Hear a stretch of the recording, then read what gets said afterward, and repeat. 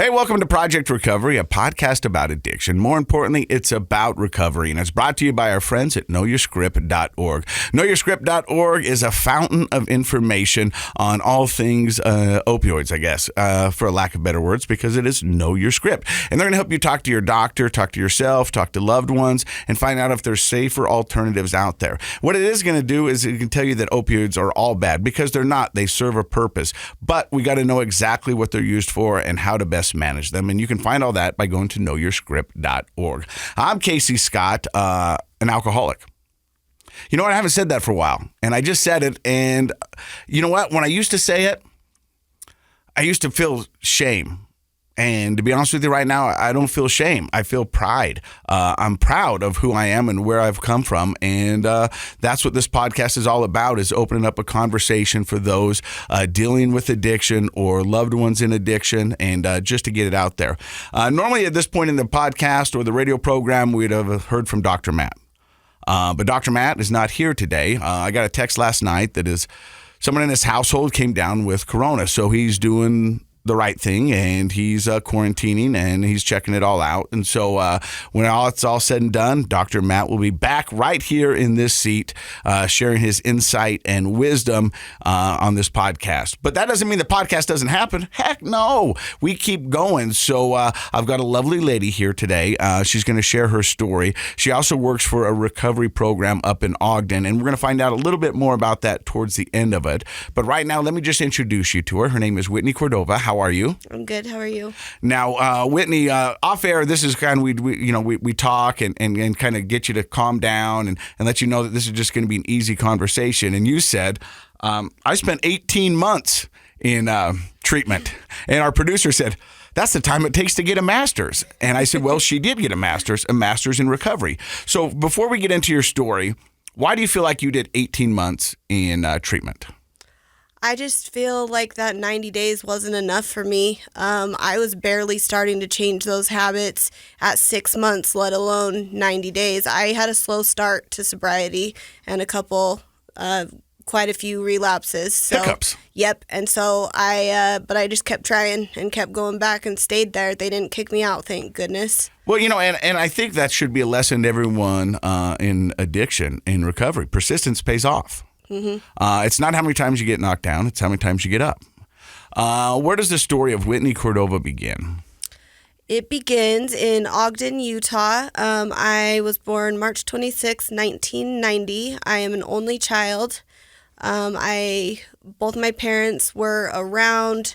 I had an amazing childhood. I don't have any memories of anything horrible happening in my childhood. So no real trauma? No real trauma when I was a child.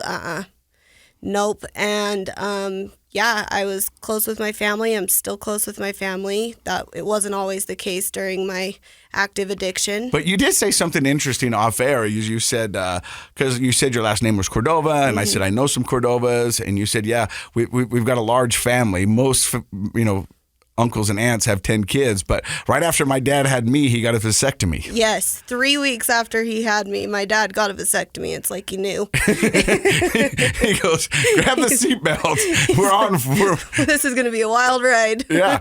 So do you remember the first time you tried alcohol or drugs or substances? Yes, I was 12 years old. Whoa. And I was young. I was hanging out with some older girls, and we drank 3 Mike's Hard Lemonades, and I remember the feeling, and I was like, I really like this. Like, I could feel like this every day for the rest of my life. So you guys shared 3 Mike's Hard Lemonades? No, we each had 3. Wow, at 12? At 12. And I threw up. Oh, I'm sure you did. And for those of you who don't know, Mike's Hard Lemonade, this is what we called them in college, cheerleader beers.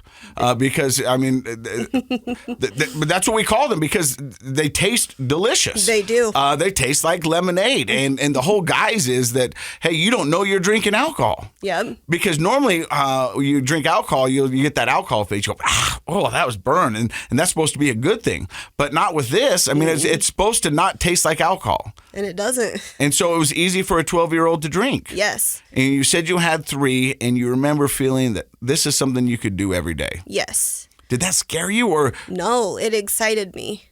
I remember thinking, like, my parents always drank, and so I thought, this is why they do that. I get it now. But I had no idea. I was so naive. I had no idea. Prior to you picking up your first Mike's Hard Lemonade at the age of 12, did your parents ever have a conversation with you about alcohol and drugs? Did you ever ask them why they drank? I don't remember ever asking them that. I do remember I used to get mad at my mom for drinking if she'd have a glass of wine. My parents are responsible drinkers. Like, they're able to drink and go to work the next day. Yeah. But I remember being mad at my mom every time she would have a glass of wine when we were like out at dinner and stuff, and I'd beg her not to. And I don't know why that was. Was it the prevailing culture? Was it you didn't want your friends to see your mom drinking alcohol? Yeah. Because living in Ogden, and that's where I grew up, it's predominantly LDS. Yeah, it is. And especially in school. And there was baggage that came along with having your parents being seen drinking at a restaurant. True. I didn't even think about that, but I'm guessing that was why. I remember being very embarrassed that they drank, and I wouldn't tell my friends. I'd try and keep it on the down low. So 12 years old, you get drunk for the first time and you puke. Yes. And you said you could feel like this every day. Yes. So did you start drinking? I mean, it's tough for a 12-year-old to drink regularly. I drank pretty regularly. It was an every weekend thing, all through junior high. How do you get it? I mean, at junior high. I had this friend, and he was like 6'4", and he had a fake ID, and you could go to that little mini mart on 36th Street. Been there. And yeah, you know what I'm talking about. The drive-up. Yes, it's a drive-through, and you can get alcohol there, or we'd steal it from our parents. Okay. Yeah, I remember mixing lots of different alcohols. And if you just take a little, they'll never know. Exactly, and putting them all in a water bottle and then miserably drinking it. Oh. Yeah. And so at 12 years old, every weekend you're partying with your friends. Yes, but when I say party, I'm talking 1 or 2 beers. At this point, it wasn't Blackout drunk. No, but I was definitely doing stuff I shouldn't have been doing. Yeah, I get that. And so how long do you keep that going for? I kept that going all through high school till I graduated. I got good grades in high school. I never struggled. I was living 2 different lives. I was partying, and then I was a cheerleader, and I had good grades, and I had my very LDS friends, and I had this whole separate life that I was living. But I don't think that's uncommon for a lot of high school students, who play by the rules during school, and then at night they bend them and push them as far as they can. Yeah. But the whole time in high school, while you're cheerleading and doing everything, did you ever have any run-ins with your parents or the cops about your drinking? Yes. I got a couple minor impossessions. My parents were obviously not happy about that. They confronted me about stealing the alcohol. I denied it. I would just deny. My parents took my car away one time because I drove drunk, and I remember my dad saying, "I know you were drunk," and I was like, I almost believed myself that I didn't drink and drive because I was so convinced and telling my parents that. That's crazy how the addict brain can do that. Yes. It can rewrite history. It can tell you that's not what happened. This is what happened, and it makes more sense to the addict brain than it goes, "Yep. We were in the right. Yep. Why are they coming at me like this?" Yeah. And so you do that all through high school. You have some run-ins with your parents, some run-in with the law. Yep. But do you? What happens when you graduate? When I graduate, I moved down to Salt Lake, and I was going to the U. Mm-hmm. Things were good. I was drinking heavily. I was in a sorority, and I was cheering, and I was drinking heavily. I was drinking probably 6 days a week. I didn't even know what alcohol withdrawals were, and I was having them when I would stop drinking. So would that be like the shakes or just the sweats? Yeah, the shakes, the sweats, nausea, vomiting. I thought it was just a really bad hangover, but and so your friends or someone would say, "You know what you need? You need a little hair of the dog." Yeah, and I had no idea that actually worked until someone suggested, "Take a shot. It'll take it away." And I'm like, "Okay." And so I did. And it did. And it worked. And after that worked, I knew from then on, all you got to do is keep drinking. Yeah, that's the vicious cycle that just starts right there. Yes, it is. Yeah. And so through college, do you graduate? I didn't graduate. I got injured pretty bad my sophomore year, hurt my back, and cheerleading? Yes, and ended up getting prescribed pain pills. Oh. And that's kind of where my addiction really took off. I mean, it was already manifesting itself, but that's when things took a turn for the worst. Now, the whole time at this point, it's just alcohol, maybe some marijuana? Yeah, a little bit of marijuana, but that was it. It was just alcohol. I actually wasn't a big marijuana smoker until I was like 21.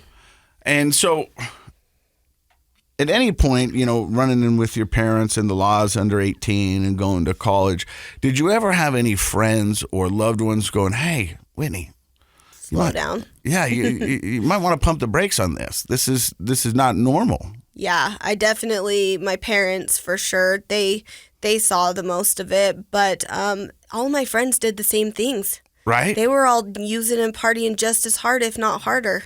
Now, because I had friends who could drink like a gentleman and who could, it seemed to not ruin their lives. Right. And I remember sitting there going, how come they can do it and I can't? Mm-hmm. What is wrong with me? Why am I broken? Why can they seem to do it? Now I can tell you, looking back with some sobriety under my belt, is they were fighting just as hard as I was. And sometimes you don't see the whole picture. Mm-hmm. But also a lot of them still drink to this day, and it hasn't wrecked or ruined their lives. And they can manage to sit down and have 2 beers at a party and walk away. I just never had that ability. Right. Same here. So you hurt your back. We're going to find out what that looks like, because that's when you said the party really gets turned up. Yes. You're listening to Project Recovery right here on KSL. Welcome back to Project Recovery. I'm Casey Scott. Unfortunately, Dr. Matt Woolley is not here today. Someone in his household tested positive for COVID, so he's doing the right thing in quarantining. But our guest today is Whitney Cordova. She just told us about, it sounds like her first 22 years, and where she just messed around with a little bit of weed, and alcohol seemed to be driving shotgun the majority of your life from the age of 12 up until now. Yes. But you got hurt cheerleading, mm-hmm. and you said you were prescribed. I was prescribed Oxycodone. And at this point, have you ever had a pain pill before? So I had a pain pill when I got hurt cheering in high school, and I remember really liking the feeling, but also when they were gone because I didn't know how to get more, and I kind of just left it at that. Okay. But where I hurt my back, I was prescribed them continuously over a long period of time. Uh-huh. And so I didn't even realize, I didn't know what withdrawals even were until one day I was like, I think I want to stop taking these pills. They're making me feel weird and I'm sleeping all the time. And I quit taking them and I got deathly ill. Now, when you're doing your pain pills, are you still drinking heavily at this point, or did that kind of take over for that? The pain pills took over. I was maybe drinking like once a month. But I wasn't drinking heavily anymore. I just drink a couple glasses of wine, and I'd take my pain pills with the wine, and which is bad, but it made me feel good. So that's what I did. And so you decided you're sleeping a lot and making you feel funny. So you decided to stop. And then you said you've had your first taste of what withdrawals were. Yes. And you said you felt deathly ill. I felt deathly ill. For those who don't know and maybe listening for the first time, we've had a lot of people on the podcast who said when withdrawing from opioids, they would welcome death because they feared withdrawals. Yes. They say, and I've never been that, so I can't speak from experience. So I want you to talk a little bit about that. What does the body go through during the withdrawal process? So for me, the first thing was I would start vomiting. Restless legs, that was the worst part of it. And that's just a twitching leg all the time. Twitching leg all the time, and it's for days and days, not being able to sleep, hot and cold, headache, you name it. I mean, it sounds miserable. It was miserable, and I didn't know. I had a friend tell me, well, just take another pain pill and it'll go away. Which is the equivalent of the hair of the dog for alcohol. Yes. And as soon as I figured out that took those withdrawals away, I was off and running. So at that point, you thought it's easier to go with it than against it. Yes. And when you say you're off and running, what does that mean? That means I went from my prescription pills to buying pills off the street to doing heroin. Wow, that escalated quick. Pretty quick. It did escalate quick. So did your doctors finally stop prescribing them? Yes. And what was the reason for that? I wasn't in pain anymore. Didn't need it. And were you really not in pain anymore? I really wasn't. Oh. I just liked the pills. I hadn't been in pain for a while. Oh. Yeah. And so you started buying them off the street? I started buying them off the street, started hanging out with...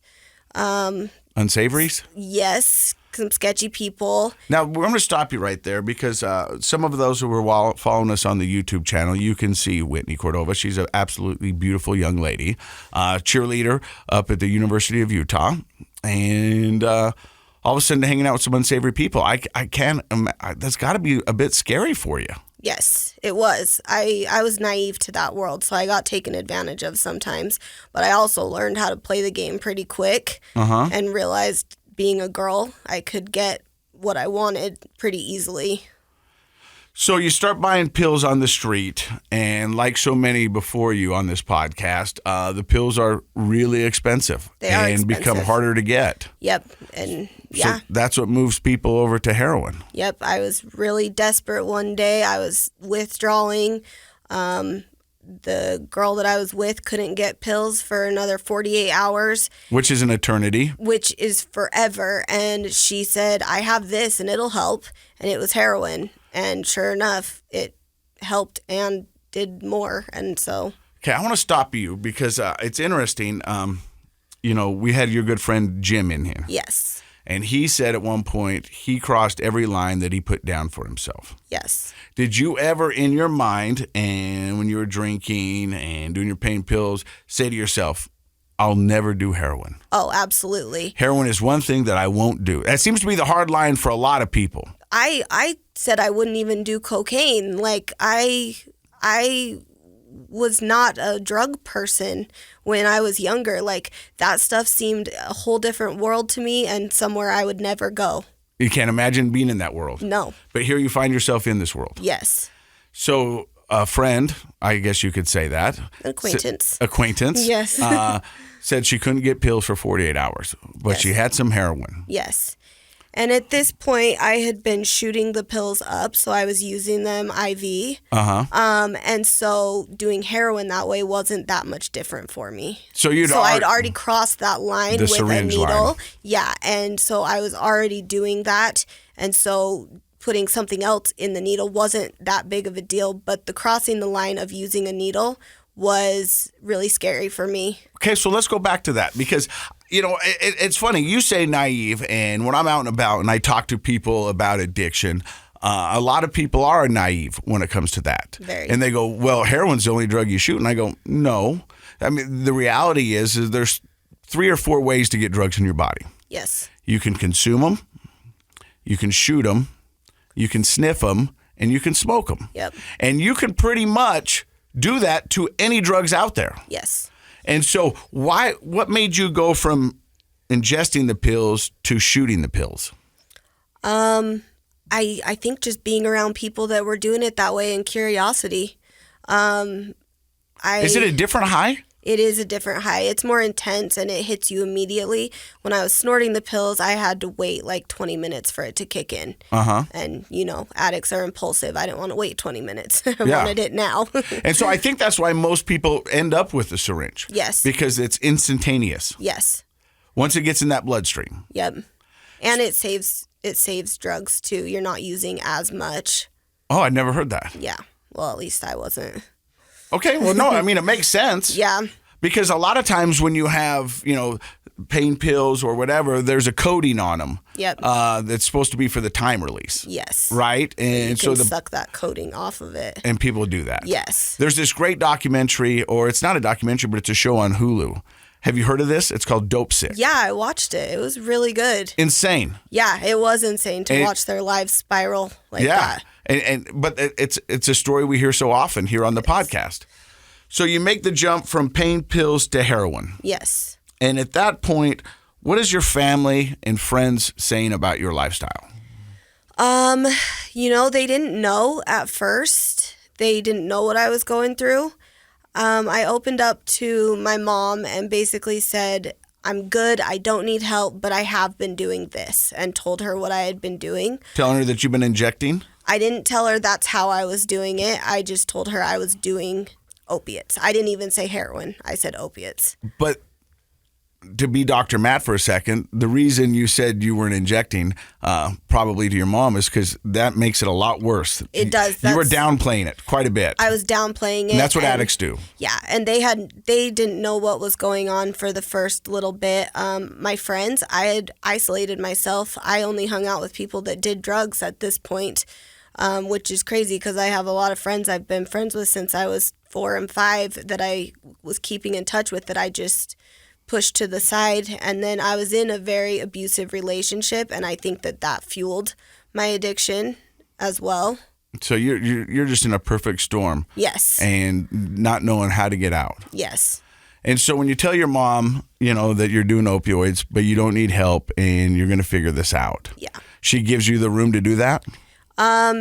She was on my case about it, but I would lie to her. She'd say, "Did you use today?" And I'm like, "No." And she'd be like, "Do you feel like using?" And I'm like, "No," when I'm sitting there high. And she offered to get me help. My parents offered, but I didn't think I needed help at that point. Master manipulator. Which is kind of crazy because I was putting a needle in my arm, and to think that I didn't need help is very ridiculous. Well, that's the addict brain for you. Yeah. You know what I mean? It's telling that you're okay, you know, and you start to believe it. Mm-hmm. So, normally on the podcast, we find out about someone's rock bottom. And we're going to find out about your rock bottom coming up right after this on Project Recovery.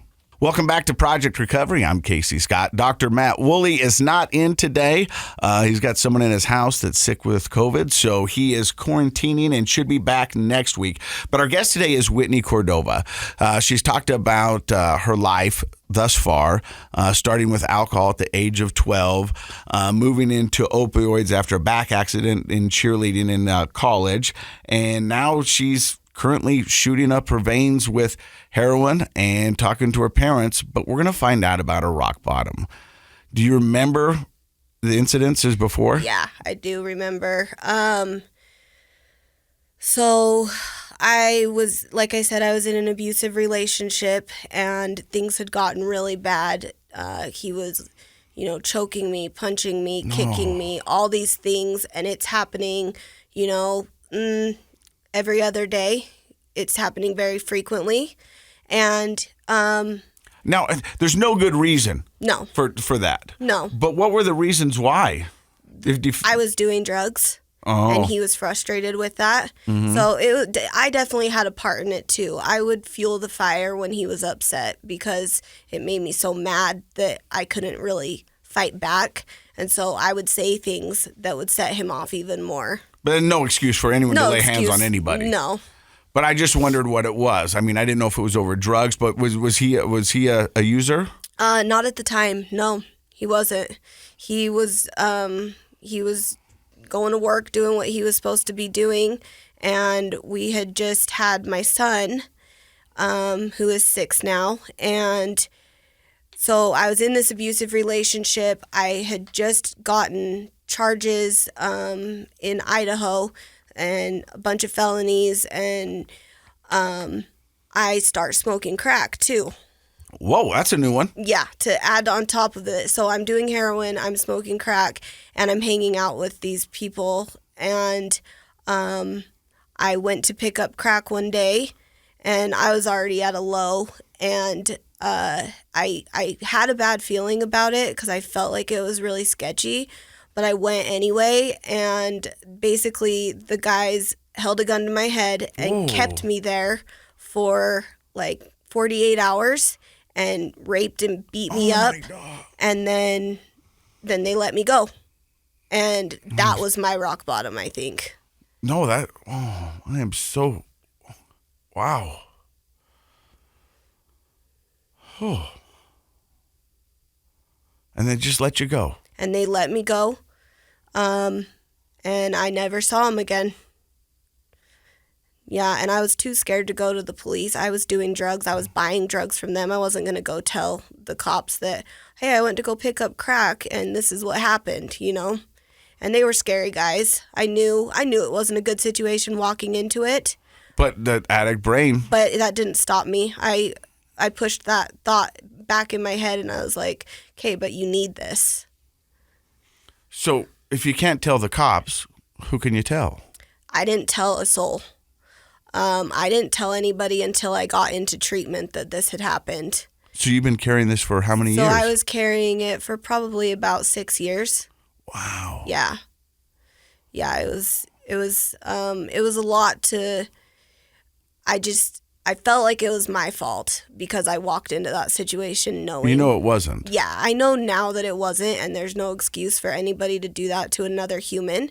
But at the time, without processing it and talking about it, I thought it was my fault. Wow. But you said you walked around that for 6 years. Yes. So what happened between that and the 6 years? Did you just try to manage it yourself? Did you?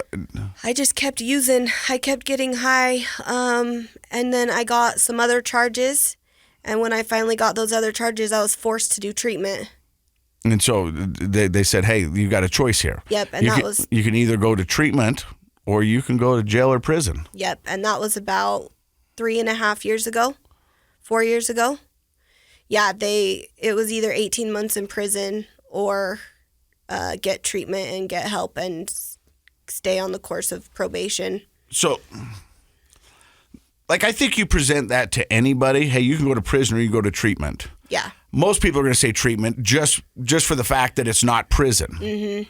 In your head at the time, where you're like, well, maybe this would be a time for me to turn my life around, or were you just going because it wasn't prison? I was just going because it wasn't prison. I had no desire to stop using at this point. You know, it's interesting because, a lot of times people say, well, if they don't go to treatment for themselves, it's not going to work. Mm-hmm. And I think there's some truth to that. There is. But look at you. You were forced to go to treatment and you found treatment. How I like to put it is external things got me there. Internal things made me stay. So, I mean, I understand the concept of presenting somebody with that option. Yes. You know what I mean? And they might not be willing to go, but they might get something out of it. They might change their mind. They might get something out of it, or they might hear something that sticks with them that maybe will help them later down the road, is how I look at it. So do you remember when your mind shift changed in treatment where you went, I do. You know what? Maybe there's something to this sobriety. I do. I was about 90 days clean, and I was still struggling. I had a boyfriend that actually passed away in my house. I found him overdosed. Oh. After seeing him overdosed like that, something switched in my mind, and I was like, I can't do this anymore. Like, I'm not going to put my family through that pain that I just went through witnessing him die. Because, I mean, no pun or maybe pun intended, that's a sobering thought. It is a sobering thought. Just seeing a loved one, somebody you're with, someone that could be you, pass away right in front of you because of the same stuff that you've been doing. Yep, exactly. And so at that point you go, I'm not going to put my family through this. Yep, at that point I was like, I'm going to do whatever they tell me to do in treatment. I'm going to listen, I'm going to take suggestions, and I'm just going to focus on me and getting better. And that's what I did. So what modalities, so where did you go to treatment center? I went to treatment at Action Recovery Group. Up in Ogden? Up in South Ogden, yep. And so what did that program look like? So we would go in, we'd do group therapy, we'd do MCBT, mindful cognitive behavioral therapy. We would do family therapy, which my family attended. It was really good for my family. That's so important. So important. The family gets an education too. I wouldn't let my mom come for the first 6 months. Why? Because I didn't want her to hear all the stuff I had done. and I had opened up to these people, and I didn't want her to know, which is crazy because my mom's the most understanding, least judgmental person there is. But a mother's love is unconditional. Yep, it is. And so you did that, and as we talked about in the first of it, you did that for 18 months. 18 months. 19, actually. Now, you say that was your choice? That was my choice. At some point, Action said, you know what, you're probably good. Yeah. And you went, I don't think so. Yeah, they did. Once you get up, it's a 12-step program, so once you get and do your step 5, you transition and go to aftercare, which is once a week.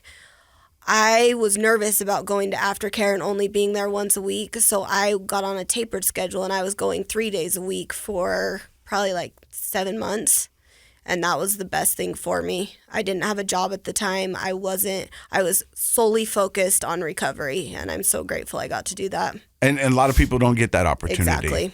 On the podcast, we often say that the opposite of addiction isn't abstinence. The opposite of addiction is connection. Yes. And it sounds like you found your connection at Action Recovery. I did. The group members I had, they're like family to me. The staff there, they were like family to me. It was just crazy, these connections that I had especially with people that I didn't think I never thought I'd be friends with a middle-aged alcoholic man, but he's one of my best friends. Yeah. So it's just funny. You meet all kinds of different people that you maybe wouldn't necessarily be friends with in the outside world, and they become like your family. Now you gotta hear me out on this, because the irony is, those were your friends when you first started using. Yes. You know what I mean? A lot of the people you never thought you'd hang out with, never associate with, here you are in a room shooting up drugs with, you know what I mean? And looking in the mirror going, I would never associate with these people. Ever. Yeah. Ever. Yeah. These are the people my parents warned me about. These are the people you see on TV that I'm supposed to stay away from. And now they're my acquaintances. Yeah, these people they're not being good people, and I'm surrounding myself with them. And now you're friends with the same people who have found recovery, yes, who have found sobriety. Yes. So that makes me think that people are good. Deep down, I think they're good. I think the people that you're in those rooms with in the beginning were lost souls. Yes. Trying to figure it out. And you are one of them. Yep. And it's so delusional how our brain will tell us we're not like these people. What are we doing here? This is not us. That terminal uniqueness that we think we have. And now your best friend's a 60-year-old recovering alcoholic. Exactly. Crazy, right? It is crazy. But beautiful. Yeah, it is beautiful. And these relationships that I have today are so much better than any relationships I had prior to my addiction.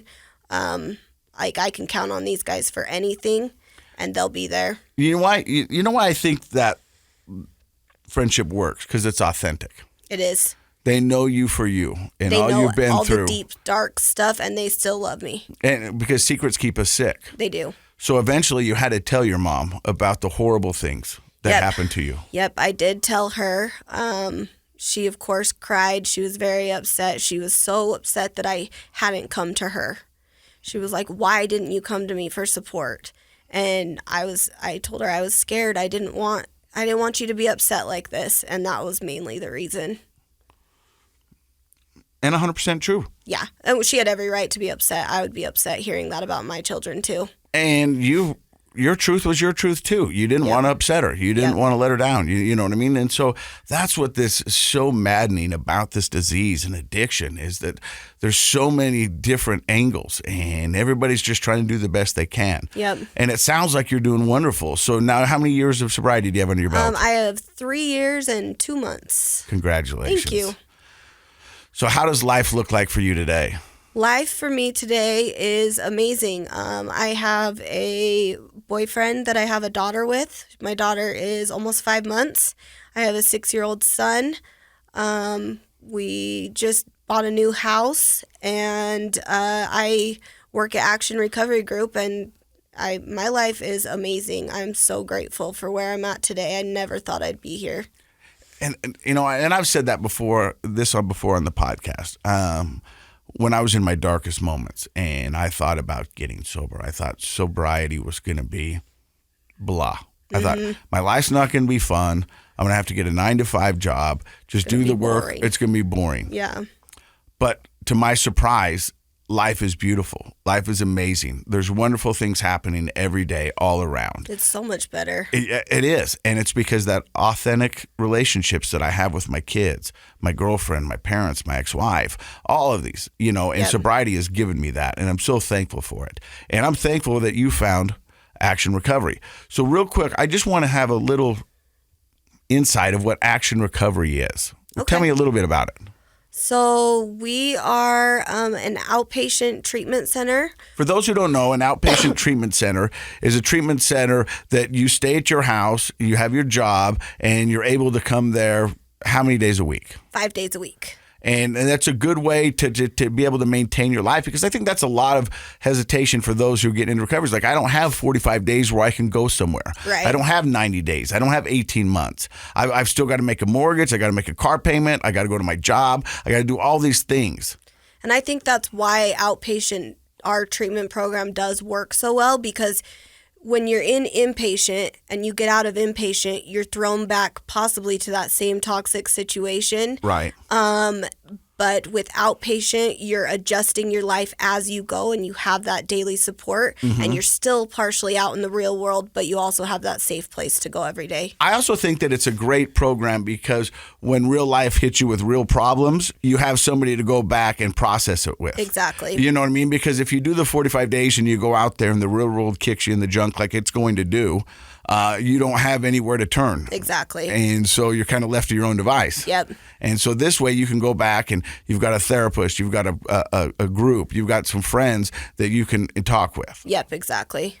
And so you got the outpatient program, which is 5 days a week. Yes. And then we have our day treatment program, which is also 5 days a week. Now, tell me about a day treatment, because I've heard about it and I know a little bit about it, but I don't understand exactly what it is. What the difference is? Yeah. It's basically the same thing, just more. So they get more group therapy time. They do 2 hours of group therapy as opposed to 1 hour of group therapy. So it's just extra counseling. And that's normally from 1 to 5? 1 to 5, yep. And then our night treatment's from 5:30 to 8:30. Now, I feel bad asking about this, but a lot of people who are listening might want to know, does insurance cover outpatient Yes. and inpatient and that kind of stuff? Yep, we take most insurances. We take Medicaid. But yeah, the insurances, they cover everything. Wow. Well, it sounds like it's a wonderful place. If people want more information about Action Recovery and the help and support you can give them, where do they find it? They can find it on our website at actiontreatment.com, or they can just call the office line, and the phones are always forwarded to my phones. So even if you call at 2 a.m., I'm going to answer.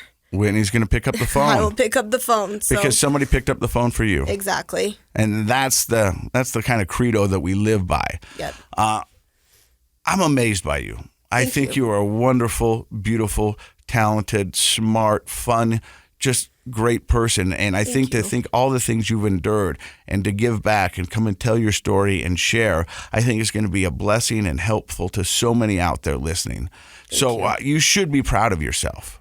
And I know, because I'm a parent and you're a parent too, your parents are proud of you. Yeah. You're a warrior and you're wonderful. So thank you. Yeah, thank you for having me. And I want to say thanks to everybody who stopped by and listened to the podcast today. Project Recovery is brought to you by our friends at knowyourscript.org. And in case you forgot, Project Recovery, it's a KSL podcast.